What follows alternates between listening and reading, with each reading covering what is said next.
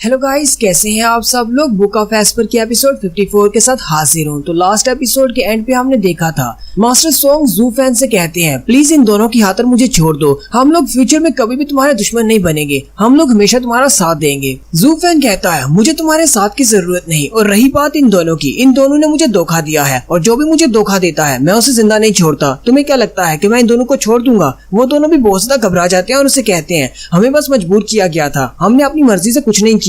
Master song उसे धमकी देते हुए कहते हैं, अगर तुमने मुझे मारा तो मेरी की फैमिली वाले तुम्हें नहीं छोड़ेंगे। जू फैन हंसते हुए कहता है, मैं तो यही देखना चाहता हूँ कि कैसे तुम सब लोग मुझे मारते हो, और साथ ही वो उसका गला दबा देता है। मास्टर सोंग चिल्लाकर कहते हैं, जितने भी लोग हो जल्दी से आगे बढ़ो और इसके ऊपर अटैक करो। वो अपने सारे एल्डर्स को अटैक करने का कहता है। वो सारे एल्डर्स जंप करते हुए जू फैन पर अटैक करने के लिए आगे बढ़ते हैं, लेकिन जू फैन अपने पंख निकालता है और अपनी पावर को रिलीज करता है, और सिर्फ उसकी पावर्स के रिलीज होने की वजह से ही वो सारे के सारे एल्डर पीछे की तरफ गिर जाते हैं और वहीं पर मर जाते हैं। जबकि अंकल सोंग अपने पास से एक एरो निकालते हैं और उसकी तरफ फेंकते हुए कहते हैं, तुम्हें तो मैंने बेवकूफ बना दिया, असल में ये एरो है जो तुम्हें मारने वाला है। जू फैन उस एरो के सामने खड़ा होता है। उसे पता है कि वो एरोस के ऊपर ज्यादा कुछ नुकसान नहीं कर सकता, लेकिन उसी वक्त सोंग की आन आगे बढ़ती है और जू फैन के सामने आ जाती है और वो एरो सीधा उसके कंधे में लगता है। जू फैन कहता है, इस लड़की को किसने कहा था मेरे सामने आने के लिए? ऐसा करने की कोई जरूरत नहीं थी, ये एरो वैसे भी मुझे नहीं मारने वाला था। सोंग जू भी भागता हुआ उसके पास आ जाता है। जू फैन सोंग की आन को अपने हाथों में पकड़ लेता है।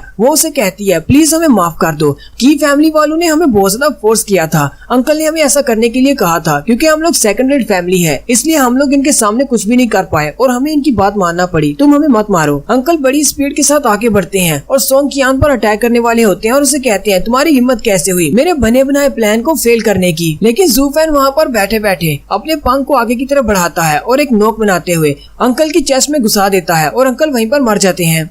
जू फैन कियान को उठा लेता और कहता है, अब तो यहाँ पर कोई भी जिंदा नहीं बचा, सिर्फ इन दोनों बहन भाई के अलावा। जू फैन उसके कंधे में से उस छोटे डैगर को निकालता है तो उसके ऊपर हरे रंग का कुछ लगा होता है। जू फैन कहता है, लगता है इसके ऊपर पॉइजन लगा हुआ है। सोंगजू उससे कहता है, मुझे लगता है कि ये की फैमिली का सीक्रेट पॉइजन है। सोंगजू वहाँ से भागते हुए फार्मेसी की तरफ चला जाता है और कहता है, मैं इनकी फार्मेसी से तुम्हारे लिए कोई एंटीडोट ढूंढ कर लाता हूँ, तुम्हें बस थोड़ी देर के लिए रुकना होगा। जू फैन सोंग कियान से कहता है, तुम्हारा भाई तो बहुत बड़ा उल्लू है, हालांकि इस पॉइजन को की पावर से भी एक्सट्रैक्ट किया जा सकता है, फार्मेसी में जाने की क्या जरूरत है? सोंग कियान उसे कहती है, हाँ मुझे पता है कि मेरा भाई बहुत बड़ा बेवकूफ है। जू फैन उसे कहता है, मेरे सामने आकर बैठ जाओ, मैं तुम्हारी बॉडी से इस पॉइजन को निकाल देता हूँ अपनी की पावर को यूज करते हुए। फिर जू फैन उसकी बैक में अपनी की पावर को इंसर्ट करता है और उसकी बॉडी के अंदर उस पॉइजन को लोकेट करने की कोशिश करता है। जू फैन काफी ज्यादा हैरान हो जाता है और कहता है, मैं तो इसकी बॉडी के अंदर पॉइजन को ढूंढ ही नहीं पा रहा, पता नहीं इसकी बॉडी के अंदर पॉइजन कहाँ पर है, क्या इसको पॉइजन दिया भी गया है या नहीं? फिर जू फैन कहता है, हो सकता है शायद कोई ऐसा सीक्रेट पॉइजन हो जो कि मेरी की पावर से लोकेट नहीं किया जा सकता, लगता है कि की फैमिली वाले बहुत ही अच्छे पॉइजन बनाते हैं।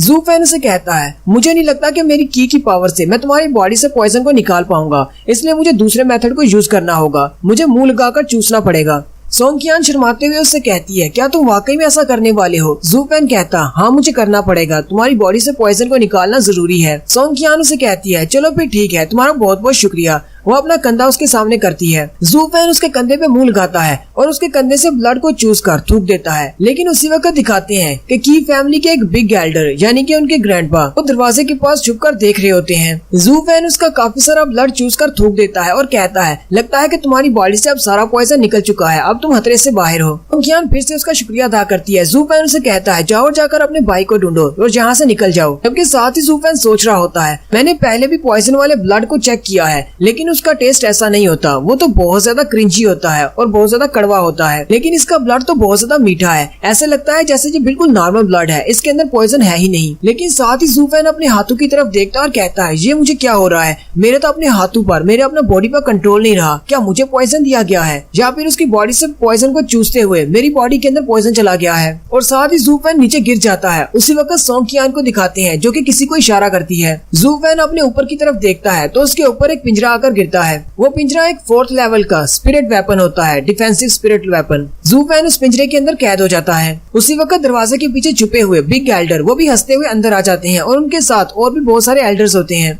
बिग एल्डर बाहर आ जाते हैं और जू फैन से कहते हैं, मुझे नहीं लगा था कि तुम्हें इतनी आसानी से पकड़ा जा सकता है, लेकिन तुम तो हमारे जाल में फंस गए, अब तुम इस पिंजरे के अंदर से कभी नहीं निकल पाओगे। ये पिंजरा हमारी फैमिली का सबसे कीमती ट्रेजर है, ये एक 4th लेवल का मैजिक वेपन है। जू फैन भी बिग एल्डर की तरफ देखता है और कहता है, ये तो की फैमिली का टियानशान राम का मास्टर है। सोंगकियान जल्दी से बिग एल्डर के पास चली जाती है। मास्टर उसे कहते हैं, सोंगकियान तुमने और तुम्हारे भाई ने बहुत ही अच्छी एक्टिंग की है, तुम बहुत ज्यादा अच्छे होते जा रहे हो। सोंगकियान अंकल से कहती है, आपका बहुत बहुत शुक्रिया जो आपने मेरी इतनी ज्यादा तारीफ कर दी। जू फैन सोंगकियान की तरफ देखता और कहता है, तो सारा प्लान इसी का था। बिग एल्डर हंसते हुए जू फैन से कहते हैं, क्या तुम्हें अभी तक समझ नहीं आई कि तुम्हें पॉइजन कैसे दिया गया? थोड़ी देर पहले मेरे बेटे ने जो तुम्हारे ऊपर एक डैगर फेंका था उसके ऊपर कोई भी पॉइजन नहीं लगा हुआ था, उसके ऊपर तो बस ग्रीन कलर की कोटिंग थी जिसकी वजह से तुम्हें लगा शायद उसके ऊपर पॉइजन है और वो इसकी बॉडी के अंदर चला गया है, लेकिन असल में पॉइजन तो इसके कंधे पर लगा हुआ था। जब तुमने इसके कंधे पर से ब्लड को चूसने के लिए अपना मुंह लगाया था तब वो पॉइजन तुम्हारे मुंह के अंदर चला गया। और साथ ही बिग एल्डर उनके साथ बाकी के एल्डर भी हंसना शुरू कर देते हैं।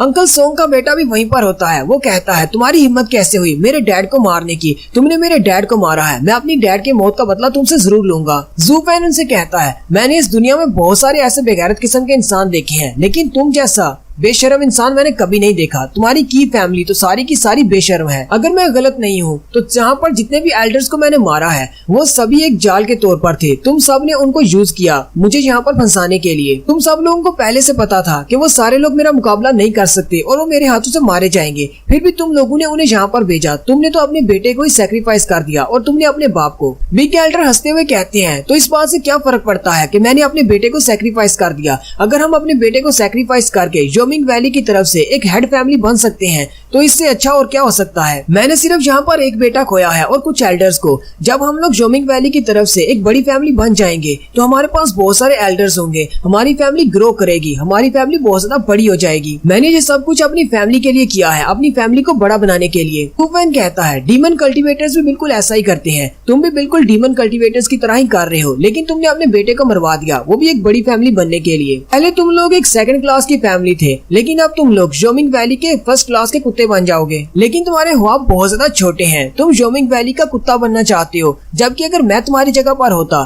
मैं तो इस पूरे कॉन्टिनेंट पर कब्जा करना चाहता। बिग एल्डर हंसना शुरू कर देते हैं और कहते हैं, तुम्हारे सपने तो बहुत बड़े हैं, लेकिन इस पूरे कॉन्टिनेंट पर राज करना इतना भी आसान नहीं है। बिग एल्डर उसे कहते हैं, वैसे तो तुम बहुत ज्यादा समझदार हो और बहुत ज्यादा स्ट्रॉन्ग भी हो, इतनी यंग एज में तुमने बहुत कुछ अकम्प्लिश कर लिया है, तुम्हारा नाम इस वक्त पूरे कॉन्टिनेंट में है। अगर तुम्हारे सर पर इतना बड़ा इनाम नहीं होता तो मैं आज तुम्हें कभी भी नहीं मारता। जू फैन कहता है, तुम्हें लगता है कि तुम मुझे मार सकते हो? क्या तुम्हारे पास इतनी पावर है? साथ ही जू फैन अपने माथे पे उंगली रखता है और अपनी ब्लू फायर को एक्टिवेट करते हुए कहता है, मैंने जब 7th एल्डर को मारा था उसके मरने से पहले मैंने इसको कुछ कहा था, वही लास्ट वर्ड्स मैं तुमसे कहने वाला हूँ। जब हमारे पास एब्सोल्यूट पावर होती है तब तुम्हारे ट्रिक्स और ट्रैप्स हमारे सामने बिल्कुल बेकार हैं। जू फैन उसके पिंजरे के अंदर उठकर खड़ा हो जाता है और अपनी ब्लू फायर को रिलीज करते हुए कहता है, तुम्हारे ये सारे ट्रैप्स मुझे रोक नहीं पाएंगे क्योंकि मेरे पास एब्सोल्यूट पावर है। वो सारे लोग जू फैन को उठकर खड़ा होते हुए देखकर बहुत ज्यादा हैरान हो जाते हैं और कहते हैं, इसकी बॉडी के अंदर तो पॉइजन था, इसे यहाँ से उठना नहीं चाहिए था, और इसके माथे पर जो ब्लू लाइट कैसी है? क्या इसने अपनी इस ब्लू फायर की मदद से अपनी बॉडी के अंदर से पॉइजन को क्योर कर लिया है? बिग एल्डर अपने साथियों से कहते हैं, तुम सब लोगों को परेशान होने की जरूरत नहीं, वो लड़का अभी भी मेरे 4th ग्रेड के मैजिकल वेपन के अंदर ट्रैप है, वो हम पर अटैक नहीं कर पाएगा, वो वहाँ से कभी नहीं निकल पाएगा। लेकिन उसी वक्त पलक झपकने की स्पीड से जू फैन बिग एल्डर के पीछे होता है और उसका हाथ उसके सर के करीब होता है। साथ ही नेक्स्ट सीन में जू फैन उसके सर को उखाड़ देता है,